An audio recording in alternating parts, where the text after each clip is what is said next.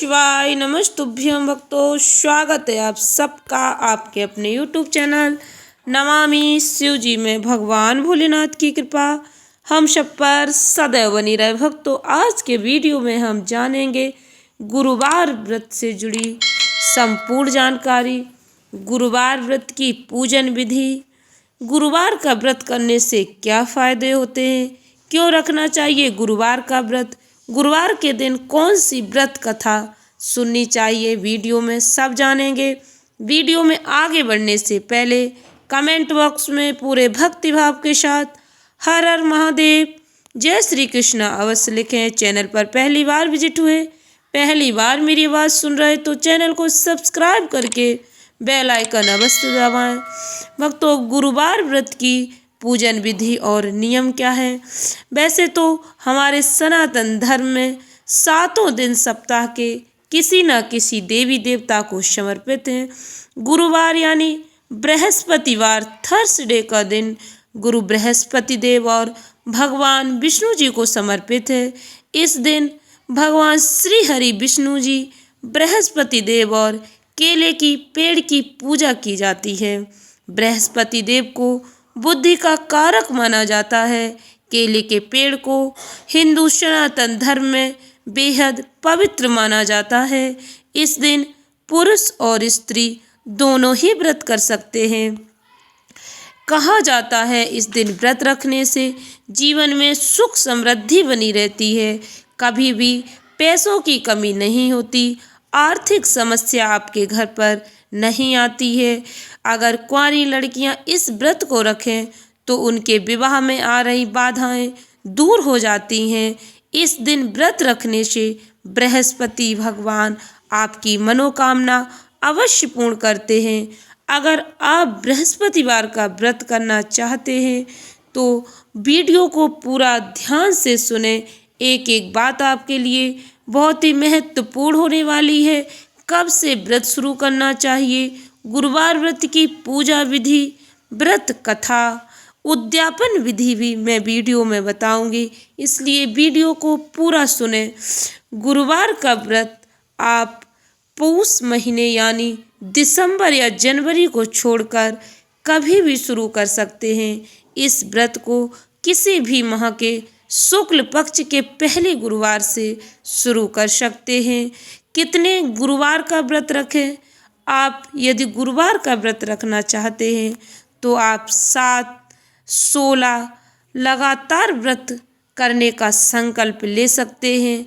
यदि आप निरंतर गुरुवार का व्रत रखना चाहते हैं, आजीवन रखना चाहते हैं तो आजीवन रख सकते हैं। यदि आप कम रखने का संकल्प लेना चाहते हैं तो कम से कम 7 या 16 गुरुवार लगातार व्रत करें। यदि आप 7 गुरुवार व्रत कर रहे हैं तो 8वें गुरुवार को उद्यापन करना चाहिए। यदि आप 16 गुरुवार करने का संकल्प ले रहे हैं तो 17वें गुरुवार के दिन उद्यापन करना चाहिए। महिलाएं या लड़कियां यह व्रत तभी करें जब वो पूजा कर सकती हैं। पीरियड के समय यह व्रत नहीं करना चाहिए। वैसे तो कोई भी व्रत मासिक धर्म के समय नहीं करना चाहिए। बृहस्पतिवार व्रत किसे रखना चाहिए, किसे अवश्य ही यह व्रत रखना चाहिए? वैसे तो बृहस्पतिवार का व्रत सभी लोग रख सकते हैं। यह बहुत ही अच्छा व्रत है। इससे जीवन में आ रही परेशानियां दूर हो जाती हैं। जिनकी कुंडली में गुरु ग्रह बृहस्पति कमजोर होता है उन्हें यह व्रत अवश्य रखना चाहिए। विवाह में देरी हो रही, रुकावट आ रही, वैवाहिक जीवन अच्छा नहीं चल रहा, संतान संबंधी समस्या या संतान सुख से वंचित है तो वह ये व्रत अवश्य रखें। जिन्हें पेट से संबंधित कोई समस्या है, मोटापा है, तो वो लोग भी अपनी परेशानी से छुटकारा पाने के लिए यह व्रत रख सकते हैं। यह व्रत बुद्धि और शक्ति को भी मजबूत करता है। गुरुवार व्रत शुरू करने से पहले संकल्प लें। अगर आप गुरुवार व्रत रख रहे हैं तो सबसे पहले व्रत रखने का संकल्प लें। इसके लिए व्रत के पहले स्नान आदि कार्यों से निवृत्त हों। भगवान श्री हरि विष्णु जी फिर केले के पेड़ के नीचे बैठकर केले की जड़ का पूजन करें। हाथ में चावल या पीले फूल लेकर आप जितने भी व्रत रखना चाहते हैं उतने व्रत का संकल्प लें और यह कहें केले के पेड़ के नीचे या फिर भगवान विष्णु जी की मूर्ति के सामने बैठकर मैं 7 या 16 व्रत करने का संकल्प स्वीकार करती हूँ। इसके बाद चावल और फूल भगवान को समर्पित कर दें। भगवान को छोटा सा पीला वस्त्र अवश्य अर्पण करें। इसके बाद आप व्रत आरंभ करें। गुरुवार व्रत की पूजा विधि: सुबह उठकर नहाने के बाद पीले वस्त्र धारण करें। केले की जड़ भगवान बृहस्पति देव की तस्वीर रखकर पूजा करें। बृहस्पति देव की तस्वीर ना हो तो केवल आप केले के पेड़ की भी पूजा कर सकते हैं। जल में हल्दी डालकर केले के पेड़ को स्नान कराएं। अब उस लोटे में पीला फूल, गुड़ और चने की दाल डालकर भगवान को समर्पित करें। हल्दी या चंदन से भगवान और केले के पेड़ का तिलक करें। भगवान के सामने घी का दीपक जलाएं। इसके बाद पीली वस्तुएं भगवान श्री हरि विष्णु जी को समर्पित करें। पीले पुष्प, चने की दाल, पीली मिठाई, पीले चावल, गुड़, मुनक्का आदि का भगवान को भोग लगाएं। पूजन के बाद भगवान बृहस्पति देव की कथा अवश्य सुनें। कथा के बाद आरती करें। अंत में भगवान से क्षमा प्रार्थना करें। ध्यान रखें, इस दिन आप केले की पेड़ की पूजा करते हैं, इसलिए केले का सेवन भूल से भी ना करें। आप केले को केवल पूजा में चढ़ा सकते हैं, प्रसाद में बांट सकते हैं। इस दिन गाय को आटे की लोई, चने की दाल, गुड़ खिलाना बहुत ही शुभ माना जाता है। गुरुवार के दिन इस मंत्र का 5, 7 या 11 बार आप अवश्य स्मरण करें। ओम गुं गुरुवे नमः। इस मंत्र का जाप करने से मन प्रसन्न होता है। या फिर आपको भगवान श्री हरि विष्णु जी का जो भी मंत्र याद है, ओम नमो भगवते वासुदेवाय, जो भी मंत्र आपको याद है आप उस मंत्र का स्मरण अवश्य करें। जब तक आप पूजा करते हैं, ध्यान करते हैं, उस समय भगवान श्री हरि विष्णु जी के मंत्र का स्मरण अवश्य करें। गुरुवार व्रत में क्या खाना चाहिए? गुरुवार व्रत के समय दिन में एक समय ही भोजन करें। नमक का सेवन ना करें। खाने में चने की दाल या पीली वस्तुएं खाएं। आप चने की दाल की पूड़ी, पराठा खा सकते हैं। केले को छोड़कर कोई भी पीला फल खा सकते हैं। गुरुवार व्रत में आप भगवान श्री हरि विष्णु जी की पूजा आराधना पूर्ण श्रद्धा भक्ति के साथ करते हैं तो भगवान आपकी मनोकामना अवश्य पूर्ण करते हैं। आपके जीवन में आ रही परेशानियां अवश्य दूर करते हैं। जिन बच्चों की नौकरी नहीं लग रही है, यदि वो इस उद्देश्य से व्रत करते हैं तो उन्हें नौकरी में सफलता अवश्य प्राप्त होती है। जिनके घर में आर्थिक समस्याएं चल रही हैं उन्हें आर्थिक समस्याओं से छुटकारा मिल जाता है। जिन लड़के लड़कियों की शादी में रुकावट आ रही है, यदि वह गुरुवार का व्रत रखते हैं तो उनकी शादी में आ रही बाधाएं दूर हो जाती हैं। भक्तों, अब जानते हैं गुरुवार के दिन कौन से काम नहीं करने चाहिए। गुरुवार के दिन बालों में तेल नहीं लगाना चाहिए, बालों को धोना नहीं चाहिए। इस दिन ना ही बालों को कटवाना चाहिए। लड़के हों या लड़कियां, किसी को भी इस दिन बाल नहीं कटवाने चाहिए। शेविंग भी नहीं बनवानी चाहिए। गुरुवार के दिन घर में पोछा नहीं लगाना चाहिए। धोबी के यहाँ कपड़े धोने के लिए नहीं देना चाहिए। नाखून नहीं काटने चाहिए। ये कुछ साधारण से नियम हैं, इनका पालन हम सभी को अवश्य करना चाहिए, चाहे हम व्रत रखें या नहीं रखें। किंतु गुरुवार के दिन इन नियमों का पालन सभी को करना चाहिए। इससे भगवान श्री हरि विष्णु जी की कृपा प्राप्त होती है। गुरुवार का व्रत रखने से क्या फल प्राप्त होता है, इसका क्या महत्व है? भक्तों, गुरुवार का व्रत अत्यंत फलदायी है। इस दिन व्रत रखने से व्रत कथा सुनने वालों पर बृहस्पति देवता प्रसन्न होकर उनकी सभी कामनाएं पूर्ण करते हैं। इस व्रत से बुद्धि और शक्ति का वरदान प्राप्त होता है, धन संपत्ति की प्राप्ति होती है। जिन्हें संतान नहीं है उन्हें संतान सुख की प्राप्ति होती है। परिवार में, घर में सुख शांति बनी रहती है। जिन लोगों का विवाह नहीं हो रहा उनके शीघ्र विवाह के योग बनते हैं। गुरुवार का व्रत पूरे श्रद्धा भाव से करने से गुरु ग्रह का दोष खत्म हो जाता है। भगवान श्री हरि विष्णु जी और बृहस्पति देव की कृपा अवश्य बरसती है। गुरुवार व्रत उद्यापन विधि: जब आपने जितने भी व्रत रखने का संकल्प लिया है, 7 या 16 गुरुवार जब ये पूर्ण हो जाएं तो आप अपने व्रत का उद्यापन करें। इसके लिए आप बाजार से 5 चीज़ें चने की दाल, गुड़, हल्दी, केले, पपीता और पीला कपड़ा खरीद कर लाएं। इसके बाद गुरुवार को हर व्रत की तरह यथावत पूजा करिए जैसे आप निरंतर पूजा करते आ रहे। उसके बाद भगवान जी से प्रार्थना करें। आप संकल्प के अनुसार अपने सारे व्रत विधिवत पूर्ण करने के बाद भगवान के समक्ष यह प्रार्थना करें, मैंने अपने संकल्प के अनुसार सारे व्रत विधिवत पूर्ण कर लिए हैं और मैं आज आपका इस व्रत का उद्यापन करने जा रही हूँ। जाने अनजाने यदि कोई भूल हो गई तो भगवान जी हमें क्षमा करें और आप अपनी कृपा दृष्टि हम पर सदैव बनाएं रखें। इसके बाद पूजा की सारी सामग्री भगवान विष्णु जी या केले के पेड़ पर चढ़ाकर किसी ब्राह्मण को दान कर दें। इससे भगवान श्री हरि विष्णु जी का आशीर्वाद आपको प्राप्त होगा। आप जानते हैं बृहस्पतिवार के दिन पढ़ी जाने वाली व्रत कथा के बारे में। भक्तों, इस दिन 2 कथा या 3 कथा अलग अलग कथाएं हैं पढ़ने का विधान है। बृहस्पति देव व्रत के दिन मुख्य रूप से पढ़ी जाने वाली कथा मैं अपने वीडियो में पढ़कर सुनाती हूँ।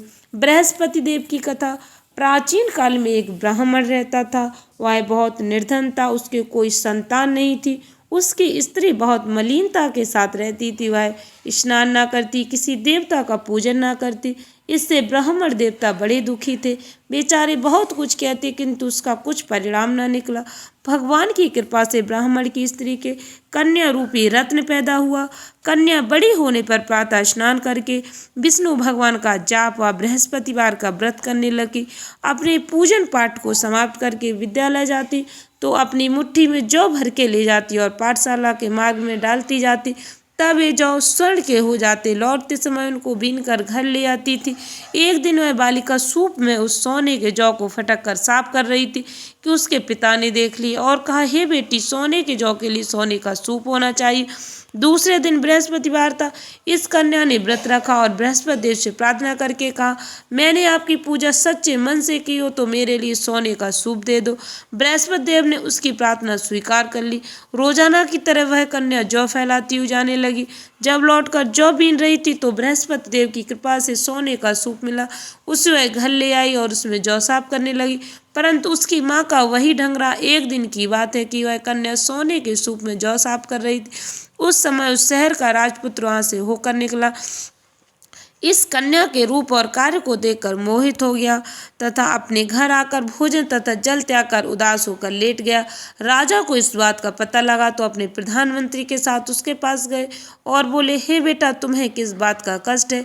किसी ने अपमान किया है अथवा और कारण हो सो कहो, मैं वही कार्य करूँगा जिससे तुम्हें प्रसन्नता हो। अपने पिता की राजकुमार ने बातें सुनी तो वह बोला, मुझे आपकी कृपा से किसी बात का दुख नहीं है। किसी ने मेरा अपमान नहीं किया, परंतु मैं उस लड़की से विवाह करना चाहता हूँ जो सोने के सूप में जौ साफ कर रही थी। यह सुनकर राजा आश्चर्य में पड़ा और बोला, हे बेटा, इस तरह की कन्या का पता तुम ही लगाओ, मैं उसके साथ तुम्हारा ब्याह अवश्य करवा दूंगा। राजकुमार ने उस लड़की के घर का पता बतलाया। तब मंत्री उस लड़की के घर गए और ब्राह्मण देवता को सभी हाल बतलाया। ब्राह्मण देवता राजकुमार के साथ अपनी कन्या का विवाह करने के लिए तैयार हो गए तथा विधि विधान के अनुसार ब्राह्मणी कन्या का विवाह राजकुमार के साथ हो गया। कन्या के घर से जाते ही पहले की बात उस ब्राह्मण देवता घर में गरीबी का निवास हो गया। अब भोजन के लिए भी अन्न बड़ी मुश्किल से मिलता है। एक दिन दुखी होकर ब्राह्मण देवता अपनी पुत्री के पास गए। बेटी ने पिता की दुखी अवस्था को देखकर अपनी माँ का हाल पूछा। तब ब्राह्मण ने सभी हाल का कन्या ने बहुत सा धन देकर अपने पिता को विदा कर दिया। इस तरह ब्राह्मण का कुछ समय सुखपूरा व्यतीत हुआ। कुछ दिन बाद फिर वही हाल हो गया। ब्राह्मण फिर अपनी कन्या के यहाँ गया और सारा हाल कहा तो लड़की बोली, हे पिताजी, आप माता जी को यहाँ लिवा लाओ, मैं उसे विधि बता दूंगी जिससे गरीबी दूर हो जाए।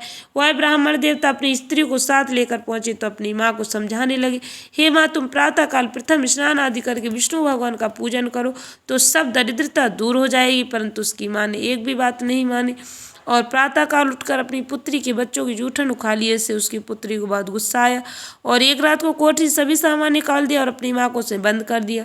प्रातःकाल उसे निकाला तथा स्नान आदि करा के पाठ करवाया तो उसकी माँ की बुद्धि ठीक हो गई और फिर प्रत्येक बृहस्पतिवार को व्रत रखने लगी। इस व्रत के प्रभाव से उसकी माँ और पिता बहुत ही धनवान और पुत्रवान हो गए और बृहस्पति जी के प्रभाव से इस लोक के सुख भोगकर स्वर्ग को प्राप्त हुए। अथ श्री बृहस्पतिवार व्रत कथा। भारतवर्ष में एक प्रतापी और दानी राजा राज्य करता था जो नित्य गरीबों और ब्राह्मणों की सहायता करता था। यह बात उसकी रानी को अच्छी नहीं लगती थी।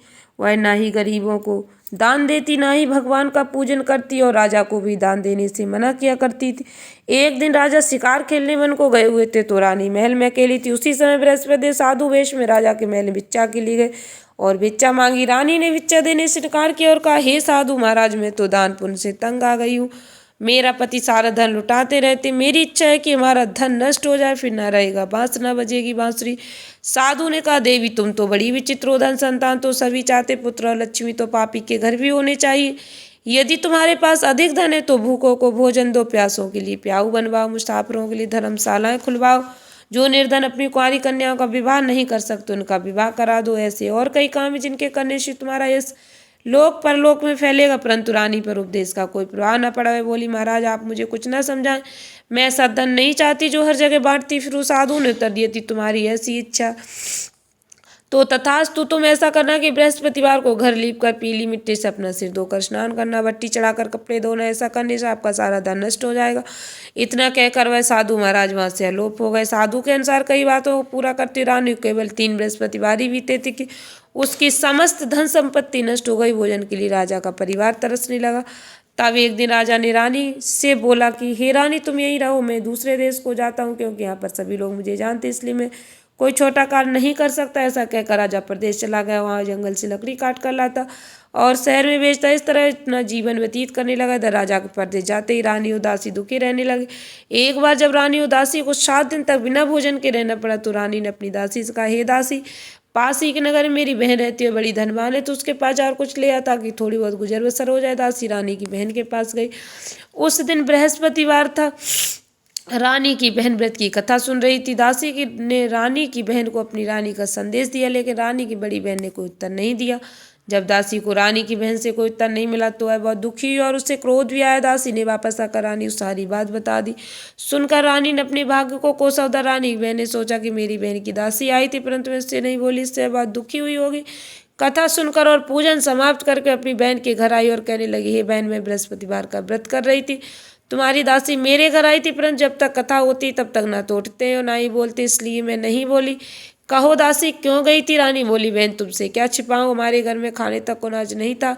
ऐसा कहते कहते रानी की आंखें भर आई। उसने दासी समेत पिछले 7 दिनों से भूखे रहने की बात अपनी बहन को विस्तार पूर्वक सुना दी। रानी की बहन बोली, देखो बहन, भगवान बृहस्पति सबकी मनोकामना पूर्ण करते, देखो शायद तुम्हारे घर में अनाज रखा हो। पहले तो रानी विश्वास नहीं हुई, पर बहन के आग्रह करने पर उसने अपनी दासी को अंदर भेजा तो उसे सचमुच अनाज से भरा एक घड़ा मिल गया। देखकर दासी को बड़ी हैरानी हुई। दासी रानी से कहने लगी, हे रानी, जब हमको भोजन नहीं मिलता तो हम व्रत ही तो करते, इसलिए क्यों ना इनसे व्रत और कथा की विधि पूछ ली जाए ताकि हम भी व्रत कर सके। तब रानी ने अपनी बहन से बृहस्पतिवार व्रत के बारे में पूछा। उसकी बहन ने बताया, बृहस्पतिवार के व्रत में चने की दाल और मुनक्का से विष्णु भगवान का केले की जड़ में पूजन करें, दीपक जलाएं, व्रत कथा सुने, पीला भोजन ही करें, इससे बृहस्पति देव प्रसन्न होते। व्रत और पूजन विधि बताकर रानी की बहन अपने घर को लौट गई। 7 दिन के बाद जब गुरुवार आया तो रानी उदासी ने व्रत रखा। गुड़साल में जाकर चना और गुड़ लेकर आई, फिर उससे केले की जल विष्णु भगवान का पूजन किया। अब पीला भोजन कहाँ से आया, इस बात को लेकर दोनों बहुत दुखी थी। चूंकि उन्होंने व्रत रखा था इसलिए बृहस्पति देव उनसे प्रसन्न थे, इसलिए वे एक साधारण व्यक्ति का रूप धारण कर 2 थालों में सुंदर पीला भोजन दासी को दे गए। भोजन पाकर दासी प्रसन्न हुई और फिर रानी के साथ मिलकर भोजन ग्रहण किया। उसके बाद वे सभी गुरुवार को व्रत और पूजन करने लगी। बृहस्पति भगवान की कृपा से उनके पास फिर से धन संपत्ति आ गई, परंतु रानी फिर से पहले की तरह आलस करने लगी। तब दासी बोली, देखो रानी, तुम पहले भी इस प्रकार आलस करती थी, तुम्हें धन रखने में कष्ट होता था, इस कारण सभी धन नष्ट हो गया। अब जब भगवान बृहस्पति की कृपा से धन मिला तो फिर तुम्हें आलस होता है।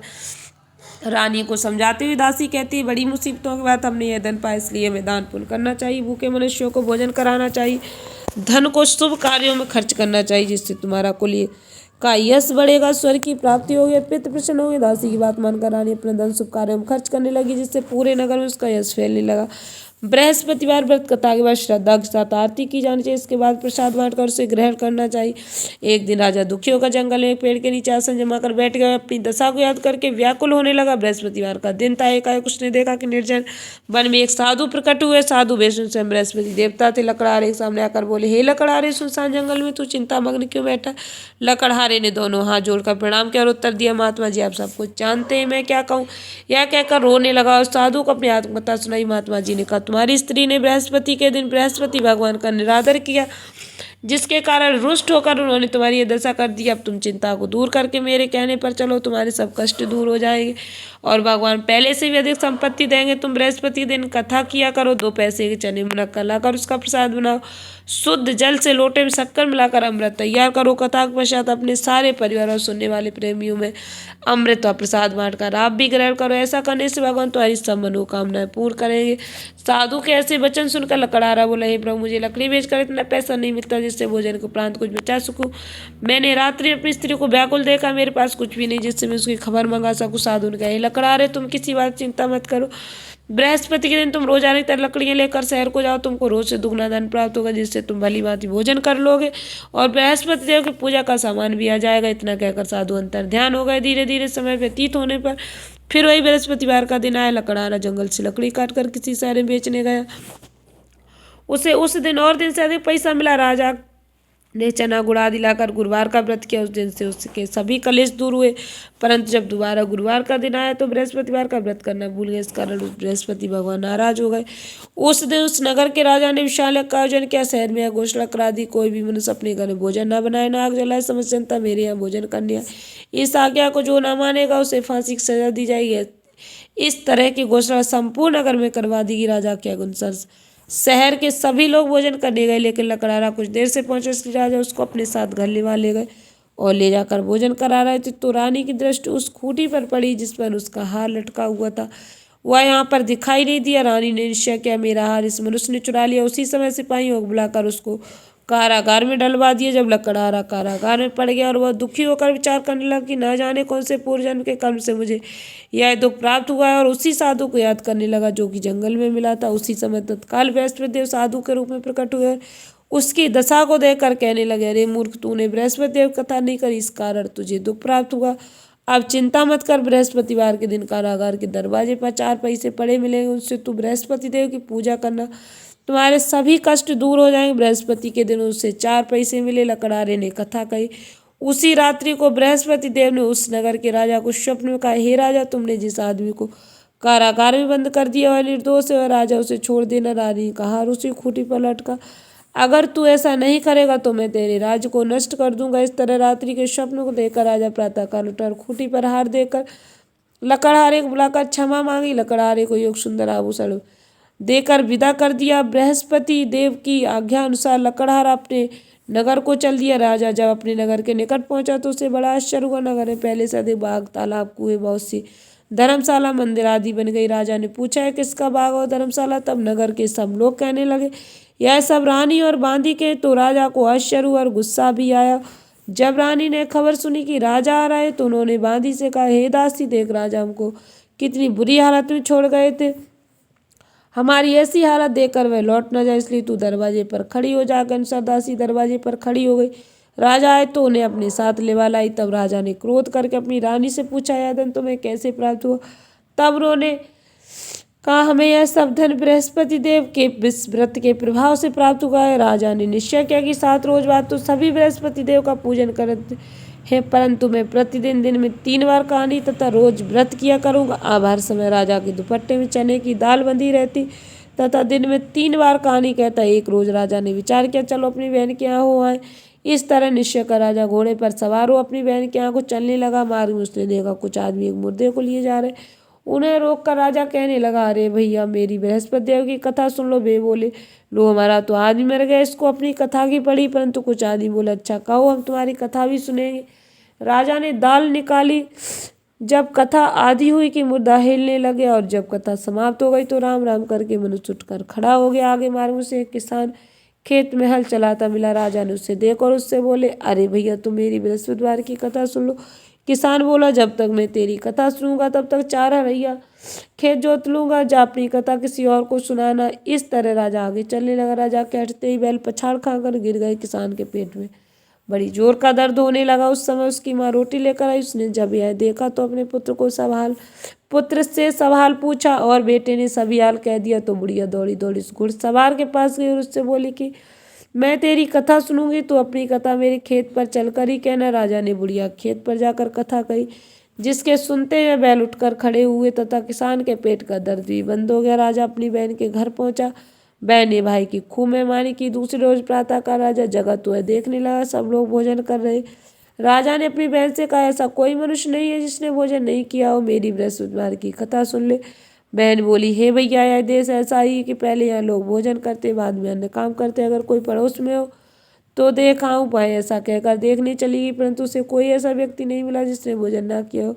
अतः वह एक कुम्हार के घर गई जिसका लड़का बीमार था। उससे मालूम हुआ कि उनके यहाँ 3 रोज से किसी ने भोजन नहीं किया। रानी अपने भाई कथा सुनने के लिए कुम्हार से कहा, तैयार हो गया। राजा ने जाकर बृहस्पतिवार की कथा कही, जिसको सुनकर उसका लड़का ठीक हो गया। अब तो राजा की प्रशंसा होने लगी। एक रोज राजा ने अपनी बहन से कहा कि हे बहन, हम अपने घर को जाएं, तुम भी तैयार हो जाओ। राजा की बहन ने अपनी सास से कहा। सास ने कहा, चली जा, परंतु अपने लड़कों को मत ले जाना, क्योंकि तेरे भाई के कोई औलाद नहीं है। बहन ने अपने भैया से कहा, भैया, मैं तो चलूंगी, पर कोई बालक नहीं जाएगा। राजा बोला, जब कोई बालक ही नहीं चलेगा तो तुम ही क्या करोगी? बड़े दुखी मन से राजा अपने नगर को लौटाए। राजा ने अपनी रानी से कहा, निर्वंशी, हमारा मुंह देखने का धर्म नहीं और कुछ भोजन आदि नहीं किया। रानी बोली, हे प्रभु बृहस्पति देव ने हमें सब कुछ दिया हुआ है, हमें औलाद अवश्य देंगे उसी रात्र को। बृहस्पति देव ने राजा को स्वप्न में कहा, हे राजा, उठ, सभी सोच त्याग दे, तेरी रानी गर्भ से राजा के को यह बात सुनकर बड़ी खुशी हुई। 9वें महीने में उसके गर्भ से एक सुंदर पुत्र पैदा हुआ। तब राजा बोला, हे रानी, स्त्री बिना भोजन के रह सकती, पर बिना कहे नहीं रह सकती। जब मेरी बहन आए तो तुम उससे कुछ मत कहना। रानी ने सुनकर हाँ कर दिया। जब राजा की बहन ने शुभ समाचार सुना तो वह बहुत खुश हुई। बधाई लेकर अपने भाई के घर आई। तभी रानी ने कहा, घोड़ा चढ़कर तो नहीं आई, गधा चढ़ी आई। इस प्रकार उस बहन ने कहा, भाभी, मैं इस प्रकार ना कहती तो तुम्हें औलाद कैसे मिलती? बृहस्पति देव ऐसे ही जैसी जिसके मन में कामनाएं सभी को पूर्ण करते, जो सद्भावना पूर्वक बृहस्पतिवार का व्रत करता एवं कथा पढ़ता है, दूसरों को सुनाता है, सुनता है, बृहस्पति देव उसकी सभी मनोकामना पूर्ण करते हैं। भगवान बृहस्पति देव उसकी सदैव रक्षा करते। संसार में जो मनुष्य सद्भावना से भगवान जी का पूजन व्रत सच्चे हृदय से करते हैं, उनकी सभी मनोकामनाएं पूर्ण करते हैं बृहस्पति देव भगवान। जैसी सच्ची भावना से रानी और राजा ने बृहस्पति देव की कथा का गुणगान किया तो उनकी सभी इच्छाएं बृहस्पति देव जी ने पूर्ण की थी। इसलिए पूर्ण कथा सुनने के बाद प्रसाद लेकर ही जाना चाहिए। हृदय से मनन करते हुए जयकारा बोलना चाहिए। बोलो बृहस्पति देव भगवान की जय, विष्णु भगवान की जय। भक्तों, व्रत कथा सभी को सुननी चाहिए, चाहे आप व्रत रखें या न रखें। व्रत कथा का अत्यधिक महत्व होता है।